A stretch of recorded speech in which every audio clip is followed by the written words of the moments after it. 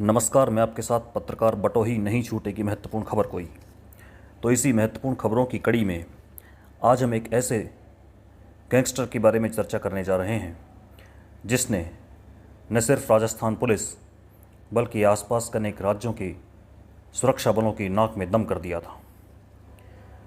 दरअसल बात आनंदपाल सिंह की है। आनंदपाल सिंह जुराइम की दुनिया का वो बड़ा नाम जिसका इनकाउंटर आज से लगभग 7 बरस पहले 24 जून 2017 को कर दिया गया था। लेकिन अगर 7 बरस पहले आनंदपाल सिंह का इनकाउंटर हो चुका था तो आखिर वो क्या कारण है कि आनंदपाल सिंह आज फिर से चर्चा के केंद्र में बना हुआ है। दरअसल आनंदपाल सिंह के एनकाउंटर के मामले अभी कोर्ट के समक्ष लंबित थे और कोर्ट ने उस मामले में अभी सीबीआई कोर्ट के जज युवराज सिंह ने फैसला सुनाया और इस फैसले में युवराज सिंह ने उस एनकाउंटर को फर्जी बताते हुए 7 पुलिस वालों पर हत्या सहित कई संगीन धाराओं में आपराधिक मामले दर्ज करने के आदेश दे दिए हैं। इस समूचे घटनाक्रम को हम पूरा समझें इससे पहले आनंदपाल सिंह के बारे में संक्षिप्त रूप से जान लेना उचित होगा। आनंदपाल सिंह राजस्थान के नागौर ज़िले में लाडनू तहसील के सांवरात गांव में जन्मा था। यह वर्तमान में डीडवाना के निकट स्थित है। इसके बाद अपनी कॉलेज की पढ़ाई पूरी करने के बाद उसने राजनीति का रुख किया और पंचायत का चुनाव लड़ा जिसमें वह जीता भी। लेकिन इसके बाद प्रधान के चुनाव में वह हरजीराम बुर्रक से 3 वोटों से हार गया और इसके बाद छिड़ी अदावत की जंग में उसने जराइम की दुनिया में कदम रखा। इसके बाद देखते ही देखते आनंदपाल सिंह जराइम की दुनिया का वो बड़ा नाम बन गया जिसके सिर पर अंततः राजस्थान पुलिस को 5 लाख का इनाम घोषित करना पड़ा।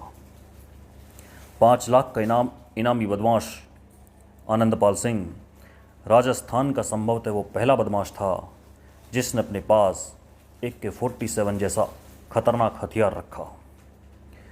वह हमेशा अपने साथ AK-47 रखता था और पुलिस भी उसके इस अंदाज से वाकिफ़ थी, इसीलिए पुलिस उसका सामना करने से डरती थी। वो लंबा समय बीतता गया और आनंदपाल का कद दिनों दिन बढ़ता जा रहा था।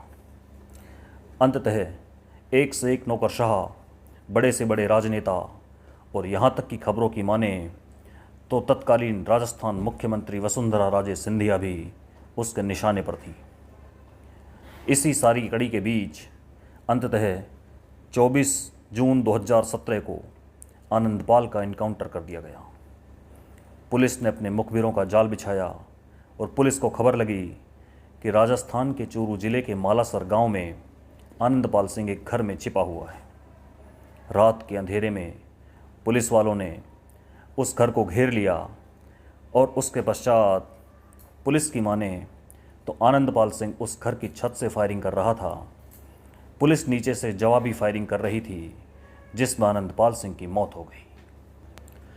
इस एनकाउंटर के बाद राजस्थान पुलिस और राजस्थान सरकार ने अपनी पीठ थपथपाई और राजस्थान सरकार ने करीब 8-9 पुलिस वालों को मेडल दिए और पुरस्कृत किया। यहाँ तक कि कई पुलिस वालों को पदोन्नत भी कर दिया। लेकिन राजस्थान सरकार और राजस्थान पुलिस के इस कृत्य से आनंदपाल के समर्थक और उसके परिवार के लोग बहुत खफा थे। उन्होंने व्यापक आंदोलन किया और लगभग 20 दिनों तक आनंदपाल के शव का अंतिम संस्कार तक नहीं किया।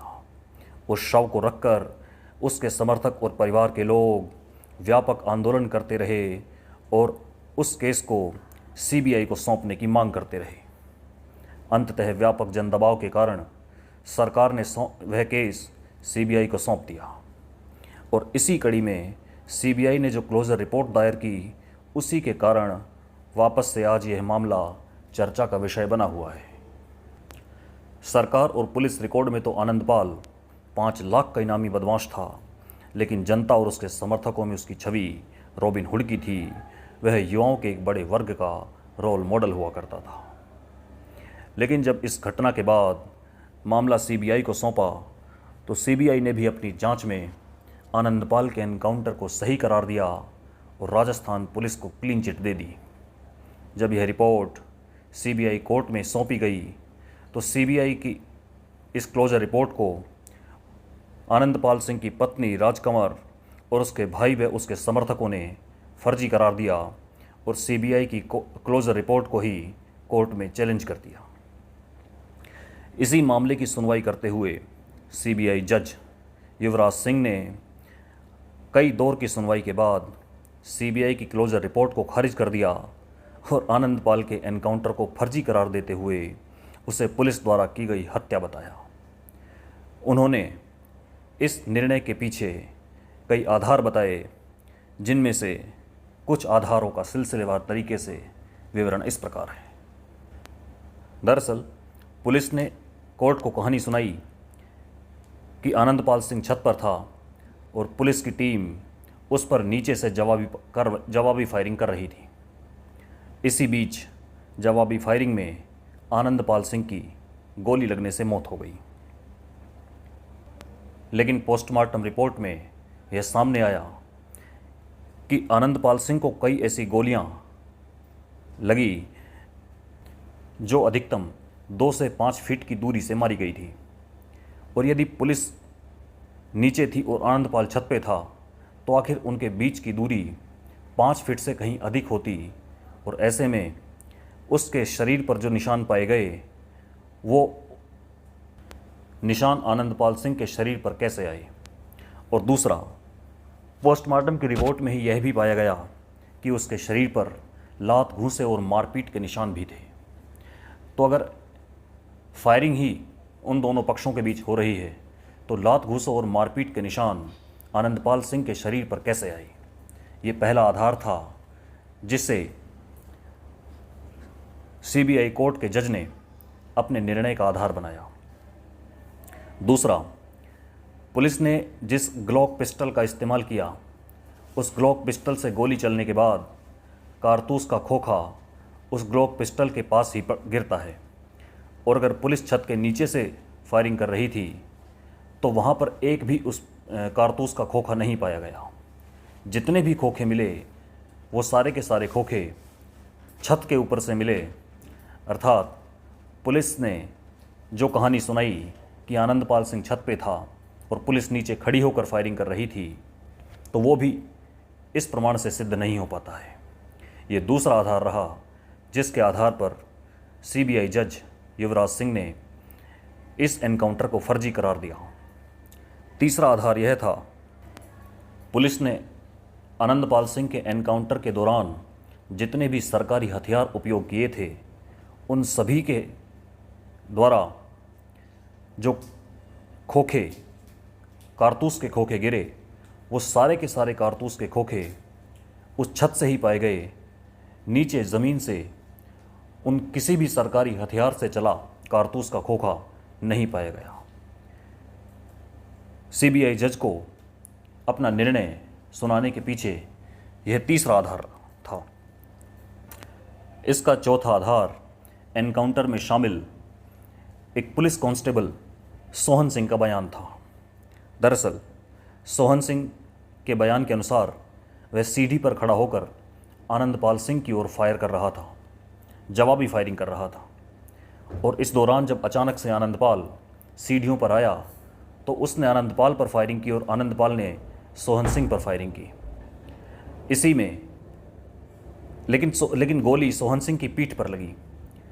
जब आनंदपाल और सोहन सिंह आमने सामने फायरिंग कर रहे हैं तो गोली सोहन सिंह की पीठ पर कैसे लगी, ये भी अपने आप में एक बड़ा प्रश्न था। इस पर सोहन सिंह ने बाद में अपना बयान बदला और कहा कि आनंदपाल द्वारा चलाई गई गोली पहले दीवार पर लगी और दीवार पर लगने के बाद उसकी पीठ पर लगी। यह एकदम असंभव बात थी और इसे सीबीआई जज ने अपने निर्णय के चौथे आधार के रूप में लिया। और पांचवा आधार आनंदपाल सिंह के भाई रविंदर पाल सिंह की गवाही थी। रविंदर पाल सिंह इस समूचे घटनाक्रम का एक चश्मदीद गवाह था। दरअसल आनंदपाल सिंह तक पहुंचने से पहले राजस्थान पुलिस ने आनंदपाल सिंह के भाई रविंदर पाल सिंह को गिरफ्तार किया था और उसी की शिनाख्त पर आनंदपाल सिंह तक पुलिस पहुंची थी। वह ये समूह उसी के कहने पर आनंदपाल सिंह ने अपना हथियार नीचे रखकर सरेंडर भी किया था, मगर पुलिस ने धोखाधड़ी करके निहत्थे आनंदपाल पर गोलियां चलाई, उसके साथ मारपीट की और उसे मौत के घाट उतार दिया। ये सारा बयान रविंदर पाल सिंह ने सीबीआई जज युवराज सिंह के सामने दिया और युवराज सिंह ने इसे अपने निर्णय के पांचवें आधार के रूप में माना।